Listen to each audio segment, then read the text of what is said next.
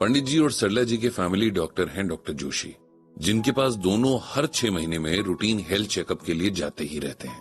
उनसे बिल्कुल परिवार जैसा रिलेशन हो गया है और पंडित जी ने बहुत बार उनके फादर से भी मुलाकात की है, क्योंकि उनको एंजाइटी की बहुत ज्यादा दिक्कत हो रही थी। तो डॉक्टर जोशी ने पंडित जी से रिक्वेस्ट की थी कि एक बार आप मेरे फादर से मिल लें और उन्हें गीता ज्ञान से कुछ ऐसा बताएं कि उन्हें थोड़ा हेल्प मिले। उसके बाद पंडित जी कई बार उनके फादर से मिले और उन्हें उस डर और चिंता से बाहर निकालने की कोशिश की। पंडित जी ने तो कभी भी इस काम को अप्रिसिएशन के लालच से नहीं किया, लेकिन उनके फादर की मेंटल हेल्थ में बहुत इंप्रूवमेंट था और डॉक्टर जोशी ने ये बात जाने कितने लोगों को बताई थी।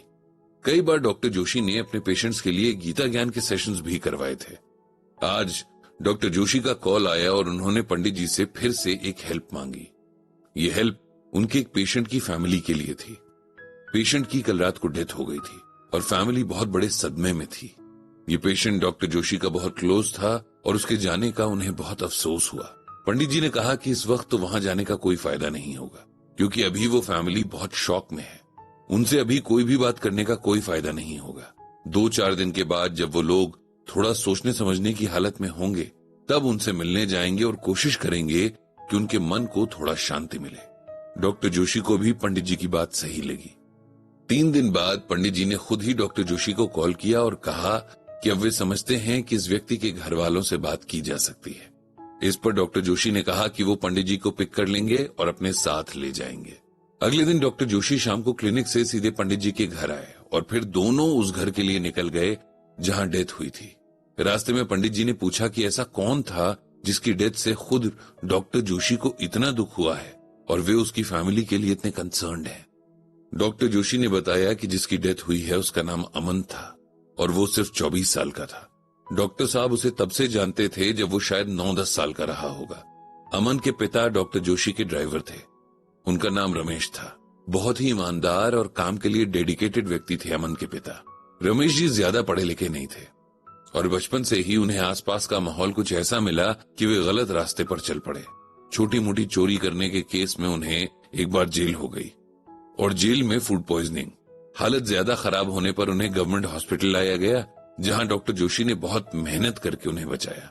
डिस्चार्ज से एक दिन पहले जब डॉक्टर जोशी राउंड पर थे, तब रमेश जी ने उन्हें हाथ जोड़कर अपनी जान बचाने के लिए बहुत शुक्रिया कहा। तब डॉक्टर जोशी ने कहा कि आप ये गलत काम छोड़ क्यों नहीं देते। इस पर रमेश जी बोले कि सर, अगर मैं कुछ अच्छा काम करना भी चाहूं तो मुझे कौन काम देगा। डॉक्टर जोशी ने बिना एक भी पल सोचे कहा, मैं दूंगा। इस पर रमेश जी ने कहा कि मैं आपका ये एहसान कभी नहीं भूलूंगा। कुछ दिनों के अंदर डॉक्टर जोशी ने रमेश जी की बेल करवा दी और उन्हें अपने घर बुला लिया। रमेश जी को कुछ खास काम आते नहीं थे और पढ़े लिखे ना होने की वजह से वो क्लिनिक का काम नहीं कर सकते थे, लेकिन एक काम था जो उन्हें अच्छे से आता था, वो था ड्राइविंग का। डॉक्टर जोशी ने उन्हें यही काम दे दिया और अपने घर में सर्वेंट क्वार्टर भी। रमेश जी अपनी वाइफ और बेटे अमन और बेटी सुधा के साथ डॉक्टर जोशी के घर शिफ्ट हो गए। डॉक्टर साहब ने अपने घर में किसी को भी रमेश के पास के बारे में नहीं बताया था और रमेश को भी मना कर दिया था कि इस बारे में किसी से कोई बात ना करे। इस तरह से ये रिस्क लिया था डॉक्टर जोशी ने, लेकिन उन्हें इंसानों की पहचान थी और वे जानते थे कि बिना भरोसा किए कुछ नहीं किया जा सकता। रमेश जी ने उनके इस भरोसे को हमेशा बनाए रखा। उनकी नजरों में डॉक्टर जोशी उस फरिश्ते की तरह थे जिसने उन्हें और उनके परिवार को एक अंधेरी दुनिया से रोशनी मिला दिया था। ऐसे इंसान के साथ गद्दारी की बात भी वो सोच नहीं सकते थे। अमन और सुधा बहुत समझदार बच्चे थे। दोनों पढ़ाई में बहुत अच्छे थे और उनका नेचर बाकी बच्चों से बहुत अलग था। डॉक्टर जोशी की वाइफ अपने बच्चों के साथ साथ अमन और सुधा को भी पढ़ा दिया करती थी। जल्दी ही डॉक्टर साहब के बच्चों से अमन और सुधा की अच्छी दोस्ती हो गई थी। रमेश जी की वाइफ अपने काम निपटाकर डॉक्टर जोशी की वाइफ की हेल्प करने आ जाती थी। इस तरह रमेश जी की फैमिली डॉक्टर जोशी की फैमिली के काफी क्लोज आ गई थी। अमन ने अपनी पढ़ाई में बहुत अच्छा किया था और उसे आगे की पढ़ाई के लिए स्कॉलरशिप मिल गई थी। इस बात से रमेश जी की फैमिली के साथ साथ डॉक्टर जोशी की फैमिली भी बहुत खुश थी। रमेश जी ने सर्वेंट क्वार्टर छोड़ दिया था और बाहर किराए का मकान लेकर रहने लगे। अमन को अभी कॉलेज गए हुए 1 साल भी नहीं बीता था कि उसकी तबीयत खराब होने लगी। उसके पेट में लगातार दर्द रहने लगा था।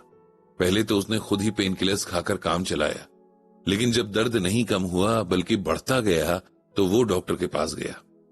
डॉक्टर ने जरूरी टेस्ट कराए तो पता चला कि अमन के पेट में कैंसर है। रमेश जी के लिए ये एक बहुत बड़ा सदमा था। उनका बेटा, जिसने अभी दुनिया देखना ठीक से शुरू ही किया था, इतनी खतरनाक बीमारी की चपेट में आ गया था। डॉक्टर जोशी ने भी जितना हो सके अपने डॉक्टर फ्रेंड्स के साथ अमन के केस पर काम किया, लेकिन कैंसर काफी बढ़ चुका था और अब अमन के पास काफी कम टाइम बचा था। इस दौरान अमन ने बहुत हिम्मत से काम लिया। उसने अपनी तकलीफ और डर कभी भी अपने परिवार के आगे जाहिर नहीं होने दिया। उसकी एक छोटी सी विश लिस्ट थी जिसे उसने जाने से पहले पूरा किया था। इस तरह बहुत बहादुरी से लड़ते हुए अमन अपना शरीर छोड़कर चला गया। अब उसके पीछे उसके पेरेंट्स और छोटी बहन है, जिनके लिए ये बर्दाश्त कर पाना मुश्किल है। पंडित जी को अमन की फैमिली के लिए दुख हुआ, लेकिन मौत तो जिंदगी का सबसे बड़ा सच है। ये तो सबके साथ होना है, किसी के साथ जल्दी तो किसी के साथ थोड़ा देर से। अमन के घर पहुंचकर पंडित जी ने वही माहौल देखा जो उन्होंने एक्सपेक्ट किया था। एक परिवार की सारी उम्मीदें जिस पर टिकी थीं, जो उन्हें खुद से भी ज्यादा प्यारा था, वो बच्चा चला गया था। तीनों ही दुख से निढाल थे। डॉक्टर जोशी ने अमन के फादर से पंडित जी को मिलवाया। रमेश जी ने पंडित जी को कई बार डॉक्टर जोशी के घर आते जाते देखा था। पंडित जी को देखते ही वे फफक कर रो पड़े। पंडित जी ने उन्हें गले से लगा लिया। रमेश जी थोड़ा नॉर्मल हुए तो पंडित जी ने उन्हें बहुत समझाया, उन्हें आत्मा और शरीर के बारे में बताया, आत्मा की यात्राओं के बारे में समझाया। उन्हें श्रीमद् भगवत गीता से बहुत सारी बातें समझाई और हिम्मत रखने को कहा। पंडित जी ने रमेश जी को गीता का ये श्लोक सुनाया, आ ब्रह्म भुवना लोका पुनरावर्तिनो अर्जुन मामुपेत्य तू कौन्तेय पुनर्जन्म न विद्यते। यहां भगवान श्री कृष्ण अर्जुन से कहते हैं कि हे अर्जुन, ब्रह्मलोक तक के सब लोग पुनरावर्ती स्वभाव वाले हैं, परंतु हे कौन्तेय, मुझे प्राप्त होने पर पुनर्जन्म नहीं होता। इसे सिंपल लैंग्वेज में इस तरह समझिए कि मरने के बाद अपने अपने कर्मों के बेस पर जीवात्मा, यानी कि हमारे शरीर को चलाने वाली आत्मा को अलग अलग लोक मिलते हैं, जिनमें जाने के बाद उसे एक जन्म से दूसरे जन्म तक की यात्रा करनी ही पड़ती है। लेकिन भगवान कहते हैं कि जो अपने अच्छे कर्मों और भक्ति की वजह से मुझसे मिल जाता है, वो मुक्त हो जाता है। उसे फिर दोबारा जन्म और मृत्यु के फेर में नहीं पड़ना होता है। पंडित जी ने रमेश जी को समझाया कि ना तो जन्म को टाला जा सकता है न मौत को, इसलिए इसमें ना तो किसी की कोई गलती है न किसी को दोष दिया जा सकता है। बस हमारी कोशिश ये होनी चाहिए कि हम गीता में भगवान के बताए रास्ते पर चलते हुए अपनी मुक्ति का रास्ता ढूंढ लें। आत्मा कभी नहीं मरती है, इसीलिए उसका शोक करना भी बेकार है। खुद को मजबूत करते हुए अपना कर्म कीजिए।